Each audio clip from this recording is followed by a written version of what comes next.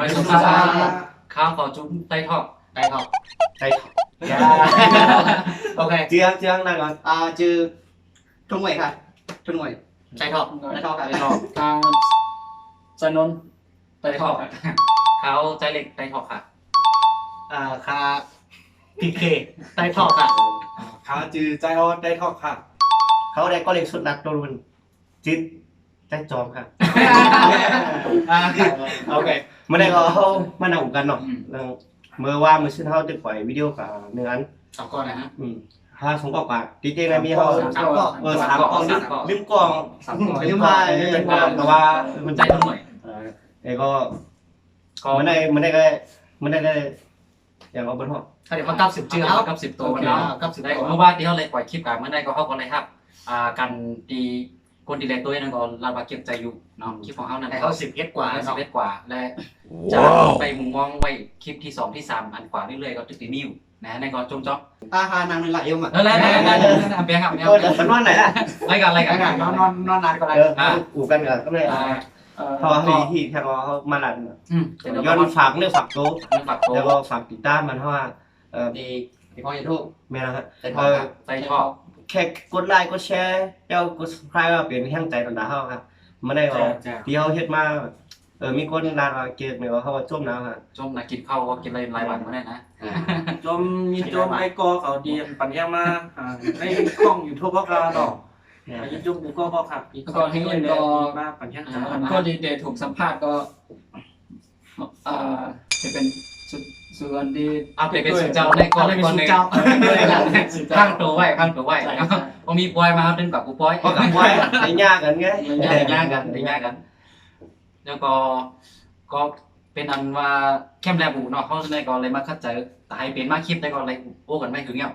แต่ในเป็นมาในครับเข้ามาไต้ทอกอันนั้นในก็มันจะเป็นไต้แล้วก็อุบโอ้กันแล้วก็มันคลิปดีคอนเทนต์มันดีเท่ากว่าดีห้ากับสัมภาษณ์ไต้หนังกันที่ในก็มันดีเป็นตั้งหูเรียอะไรเป็นอันมันคือจำใจกันจุ่มเจ้าคือไต้แดงในก่อนคุณเจ้าก็ตีกำลังตัวเขาอยู่นั่นเนาะ เอาอังกฤษจริงอะไรครับ ยิงเล่นก็ไรกำลังก็ไร กระลาอะไร จับป่านยิงนี้เขาพาในลายนึงก็หลายภาษาเนี่ยก็พูดมันหมดอ่ะ รับมันมด ลายมันหมดอ่ะแต่ลายนึงก็ไหลก็50 บาทก็ไหลอยู่นึงก็คือแบบในจุ๊บเนี่ยคือตำบลคือพูดหลายภาษา หลากหลายภาษามันก็มี ก็ไหลนะ ไล่นำแล้วก็ไตเกือบหมด ทำได้อะไรก็ได้หมดกูเขากำไต้เขาก็เป็นคนหนุ่มรุ่นใหม่เนี่ยก็อาจจะได้รับอันป้อปีมันป้อเขาจะได้จากความไทยความมีแต่มันบางเนี้ยนะเขาอยู่ด้านอะไรก็มันติดที่ตั้งนั่นอีกนะยังไงก็ตรง อันเขาว่านั่นนานเขาว่าความไปจับผังมันก็ดีโรเล่อีกจับผังแล้วผักมานะผักให้อ่ะผักให้ผักมันด้วย มันก็เป็นแต่ละแรกเข้าใจปองใจง่ายก็คนรุ่นใหม่ขึ้นมาเด็กๆตัวเร็วกับยัน แม่นะ ใจว่าเขาแบบเจอคือเขาดูนะ เดี๋ยวมัน ต่อสู้ได้ไปเท่าสู้ อ๋อค่ะสามสิบว่าพี่น้องเขา พร้อมอาจารย์เท่านั้นฮะ สามสิบว่าพี่น้องเขามีต่างกันถึงอื่นเนี่ยก็คอมเมนต์มาในคลิปวิดีโอในอะไรวะเนาะ ว่าใครหรือใครกว่าไลค์ใครด้วยเอียง ใครให้แบบว่าจุ๊บพ่อเขาแบบเฮ็ดเกี่ยวกับอีหยังนี่ก็พร้อมนี้1คอมเมนต์3 ปากอ่ะ ดีใจมั้ยน่ะ ดีใจ ดีใจมั้ย ใจอ่ะ ใจ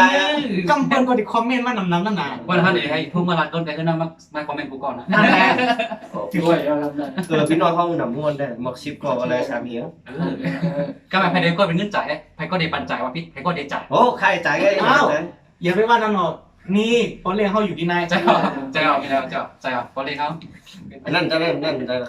วัน ว่าเล่นว่าเล่น ก็หนาวก็ใส่ก็ไปเล่น ปอมมุกปั่นแดไปใส่แดแน่เดี๋ยวปั่นเงินลาเนี่ยค่อยปั่น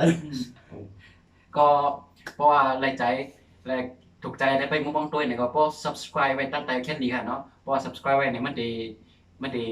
เสียงหิ่งเปียมากของได้ ยิงกันเจ็บเดินปัง อีกนิด นั่ง ก็เป็นอันเป็นอัน อะไร อะไร อะไร เป็น นั่ อั น นนั้นแล้วก็อันนุ่น ก็เขาไปฝากไว้มันเข้าเต็มใจเฮ็ดเมลเหลียวเนาะเราเฮ็ดหลายเมลจะว่าแต่เป็นวิดีโอกาหากินข้าวพัดกว่าเลกว่าเฮ็ดสัง ปัดตั้งหูก็มี พองปัน ปัดตั้งหูก็มี ว่าอันปันตั้งพวกนี้นำกัน ได้นำกว่าได้นำกว่า ความไทยบนห้องว่าไร้สาระ จิตใจ อ้าว มันแค่โคจ้องลงนะ มันก็ ก็ไม่ให้มาถามได้แต่ละก็ได้มีตั้งวนหันถึงจริงตีฝากถึงคนด้วยนะว่ามีอ่ะใครนะใช้เวลานะ อ๋อขาดอีรักก็เลยครับในกำใจเขาได้ยังอ่านว่าตอนตาพี่น้องกับตีในด้วยวิดีโอเนาะค่ะเดี๋ยวเฮ็ดกว่าทั้งนานนำให้ก็ตอนตาพี่น้องจะเลยหันตีนเท่าว่าไทยกูตีเท่าไหร่กันกูตีไม่ขนาดเนาะย้อนฝากพี่น้องเขาค่ะกดติดตามมันเท่าขายกดไลค์กดแชร์มันเท่าขายในก็จะเป็นแห้งใจแล้วค่ะสีเพชรกับมะนาวขนาดเอาข้าวได้ไม่จำเป็นครับ นะเคยขึ้นมา โยกเจ็บคอโยกโยกก็ ตอนด่าค้าเนี่ย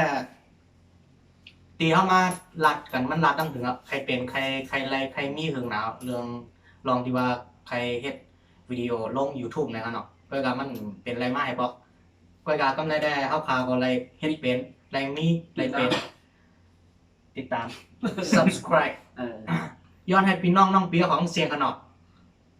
กดไลค์กดแชร์ติดตามมันเป็นภาษาไทยนั่น กด subscribe ได้ สับตะไคร้สับตะไคร้สับตะไคร้สับตะไคร้เนาะเอาค้าได้ครับมีใครมีใจมองได้ค่ะ อะไร ก็จุดใจได้ใครโกดีตัวนั้นได้จ่อเลยมวนใจนั่นเนาะแต่ที่เป็นมาในก็ง่ายๆเร็วกันลายปากนะว่าก็เมื่อในก็เดี๋ยวก็เดี๋ยวเมื่อว่ามือซื้อมันเขาเลยออกมาคลิปนึงก็ ช่วงแล้ว จมผู้ซื้อว่าจมเด็กที่มันเป็นมาอะไรมองหน้าก็เรียกว่าเขาติดสิบเข้าใจเหตุการณ์ก่อนอยู่ก็นายนะครับ แล้วไปโอเค สำหรับ โอเค ก็ได้เดี๋ยวเฮ็ดวิดีโอจังไหนขึ้นมานะคะใครมันเป็นอย่าไปให้อย่าไปให้ ยัง โอเคต่อ เข้าใจ เข้าใจ มันซึ้งมากเลย ซึ้งมากเลยครับ แนะนำตาในรายการแนะนำตา ก่อนจะมาร่วมตัวกันจังไหนก็ผมจะง่ายๆครับถ้าก็มีฝันไว้ว่าใครเฮ็ดวิดีโอจังไหนถึงเนี้ยเวลามันมีก่อเมื่อไหร่เขาก็เลยมาพบชบกัน มันก็เป็นลองตั้งปีสั่งต่อแล้วก็ เป็นหน้าเป็นตาคนตาคือเขาที่มีคลิปวิดีโอลงป้าเลนที่นั่นที่ไหนเพื่อให้คนรุ่นหลังปีได้ขึ้นมาหรือเขามีลองตั้งสนใจ เหมือนจังนั้นเขาเฮ็ดนะครับคือเป็นป้ออะไรสนใจไอ้อย่างว่าเป็นไรวะมันก็อะไรใครอะไรใครเป็นคือคนรุ่นใหม่ สนใจว่า ก็รุ่นใหม่ จังนั้นถ้าได้มีจังไหนก็ จมมาค้า จง อ๋อยัง เฮ้ยได้ยัง ร้านนี้โอเคเพราะว่าใครปั่นแห้งเข้าค่ะนี่ก็คืออย่าลืมกดปั่นซับสไครต์เลยกดปั่นกระดิ่งค่ะนะจมมั้งค่ะ เขาคัดได้ทอกย้อนกินกันได้ครับในสงคราม แต่คนนาออกก็เลยเห็นวันหนอก็เลยวันเลยรักต้องเรื่องผมมีการนำนะว่านักกรรมเห็นว่าเป็นวัดก็ แอนดี้ถึงหนาวนั่นเป็นหนาวถึงหนาว ขนาดกับว่ามีอย่างเดียวได้ มันไปตัวอยู่ไว้ไหน ไปใช้ในการ ยังไม่ชัวร์แล้วผมจะเล่าได้โอเคใครเฮ็ดกันไหนมากกว่าถึงหนาวเหมือนกันนะก็ตั้งวนเหมือนกันนะฮะก็หนาวมันมีก้อนมีสีอะไรกันมีแผลวันเฮ็ดก็หนาวว่าไม่ง่ายเลยนึงก็จะจ่าอีออนก็หนาวจ่าให้ก้อนไม่ง่ายอันที่ไหนว่ามันก็เป็นแห้งใครเฮ็ดย่อมันใส่คอมเมนต์อีออนอะไรก็จบนะฮะเป็นแห้งใจแบบ 300ครับ มันเนี่ยแทงมันเนี่ยเป็นกันวันเนาะ เป็นปัญหาที่เราจบมาค่ะดีกระดาษดาวไม่เงินหน่อยฮะที่ไหนก็ที่จมเลยตั้งเขาเกียร์ค่ะ ไรอ่ะ ไรวะ ไรเสียไรมด การนั่งกินนั่นให้ยินก็ มีอะไร นี่เอาครับวันเขาคัดได้ทอกก็ย้อน ขึ้นเรือไว้ ขึ้นเลยกินในกับการ เอาค่ะ ไม่สงคราม